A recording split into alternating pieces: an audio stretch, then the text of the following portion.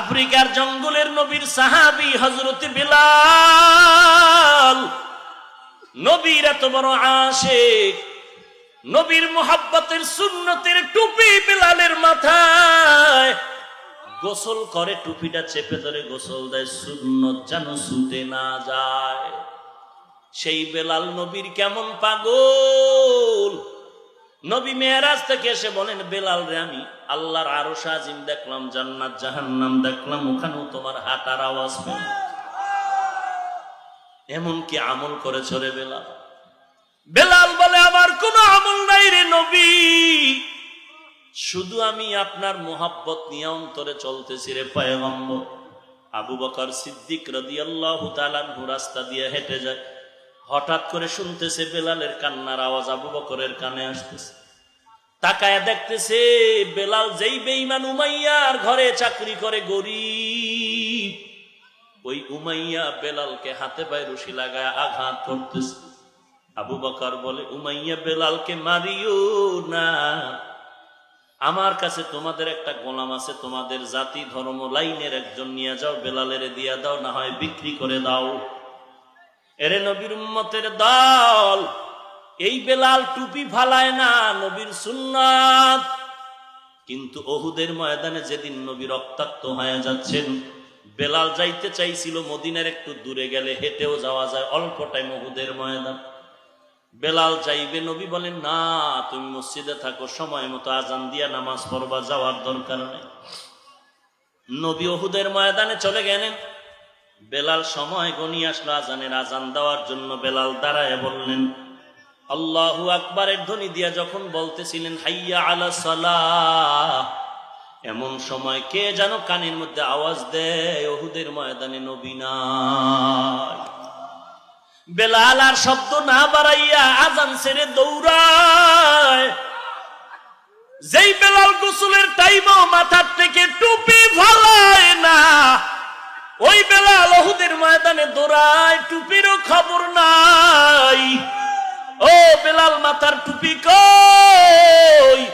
বেলাল কান্না করে আর বলে, ভাই, আমার নবীর খবর ক, কারণ আমার নবীর জন্য টুপি, আমার নবীর জন্য আজান, আমার নবী নাই, টুপি আর আজানের আমার কোনো খেয়াল নাই।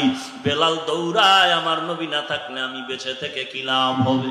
এরে নবীর উম্মতের দল, ওই নবীর আদর্শের উম্মত, নবীর সাহাবায়ে কেরামের এত ধৈর্য, এত কষ্টের জিন্দেগিতেও তারা একটু পরিমাণ ঈমান থেকে লাঞ্ছিত হন নাই। আজান হয়ে যাচ্ছে, নবী ইমামতির মুসাল্লায় দাঁড়ানো, ইকামত চলতেছে, সাহাবী দৌড়াইয়া আইসা নামাজের কাতারে দাঁড়ায় গেলেন। নবী সালাম ফিরানো মাত্র সাহাবী দৌড়াইয়া বাসায় চলে গেলেন। অন্যান্য সাহাবী আজানের আগে এসে বসে থাকে, নবীর সালামের পরে বসে নামাজ পড়ে, সুন্নত পড়ে অপেক্ষা করে নবী বয়ান করবেন।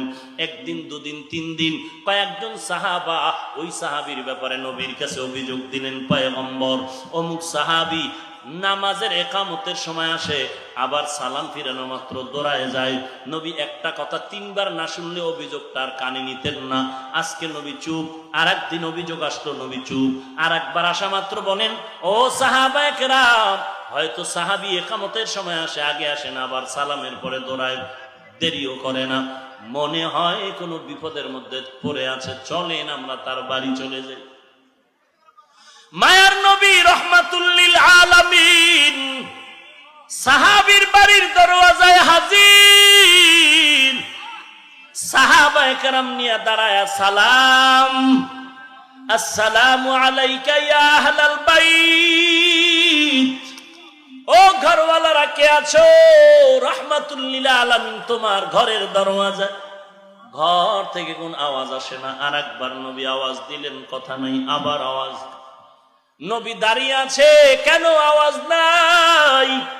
এইবার নবী শুনতেছেন ঘরের ভেতরে কান্নার আওয়াজ। মায়ার নবী জিজ্ঞাসা করে, কান্নার আওয়াজ কেন রে সাহাবী? সাহাবী করুণ আওয়াজ দিয়ে কান্না করে বলে, নবী,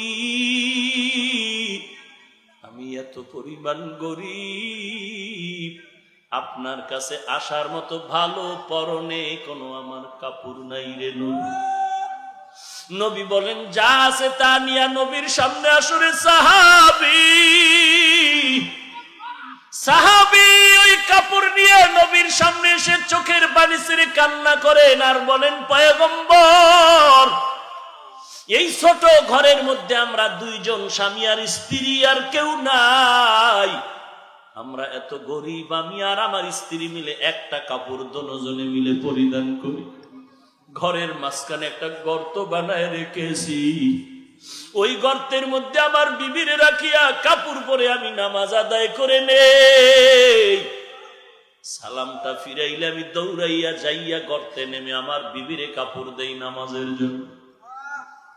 মায়ার নবী চোখের পানি ছেড়ে কাঁদলেন আর দোয়া করলেন, হে মালিক, এত বড় অসহায় আমার সাহাবী, তারপর আপনাকে ভুলে না, ও আল্লাহ আপনিও আমার সাহাবী এই বান্দাকে ভুলবেন না রে আল্লাহ।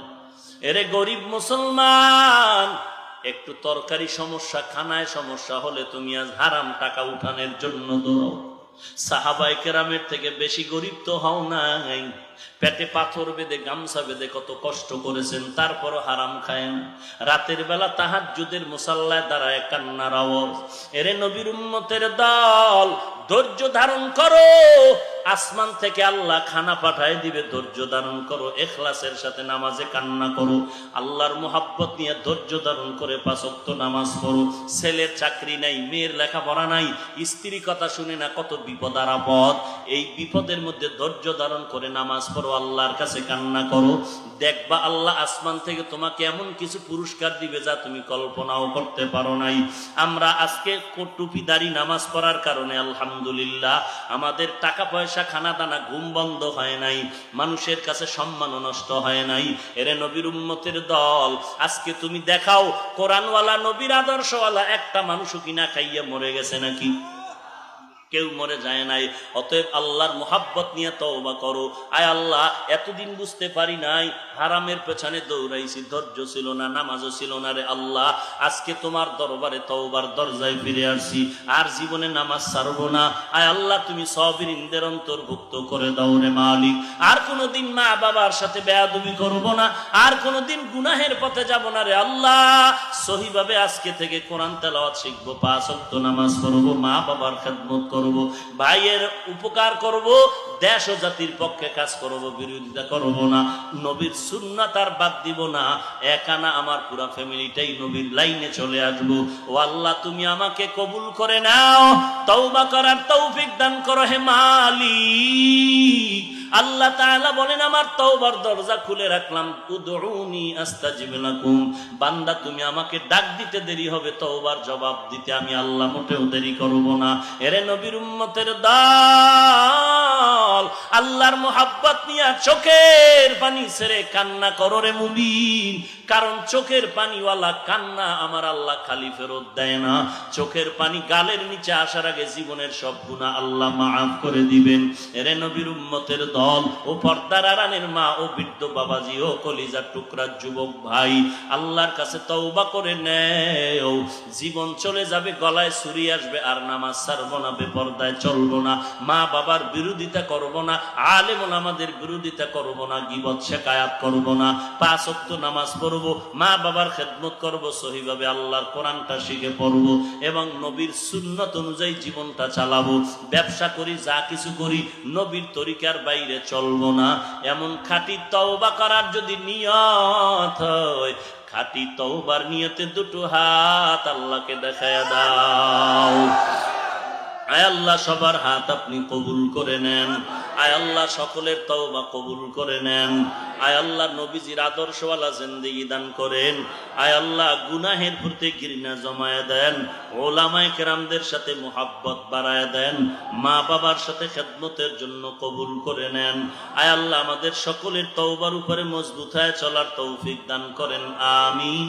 আলহামদুলিল্লাহি রাব্বিল আলামিন, والصلاة والسلام على سيد الأنبياء والمرسلين وعلى آله وأصحابه أجمعين يا أرحم الراحمين ইয়া আরহামার রাহিমিন, ইয়া আরহামার রাহিমিন।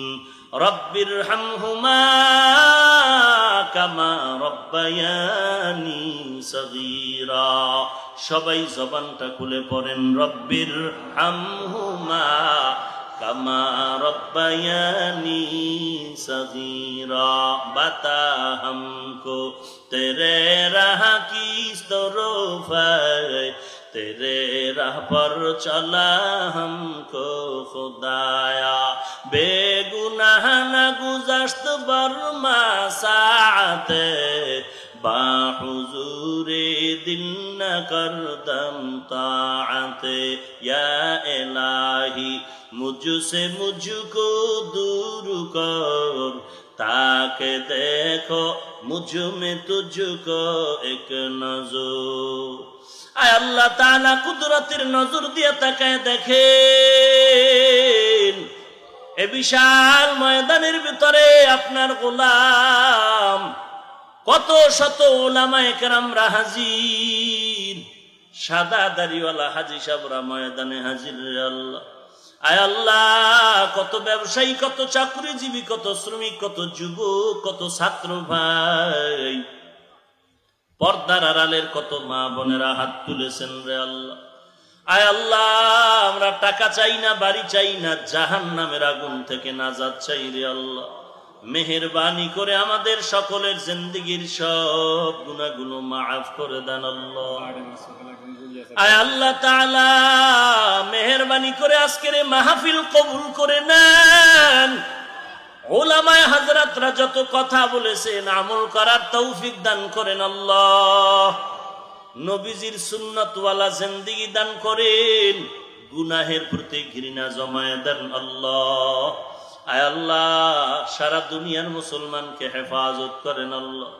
বাংলাদেশ শান্তির দেশ বানায় দেন। ইসলামের জন্য দেশ রক্ষায় যারা জীবন দিল তাদের মাফ করে দেন। এখনো যারা চেষ্টা করে কবুল করে নেন। প্রশাসনিকভাবে যারা কাজ করে দিনদার বানায় দেন। আয় আল্লাহ, মা বোনদের পর্দানিশী আবেদা বানায় দেন। ছেলে সন্তান নেককার বানায় দেন।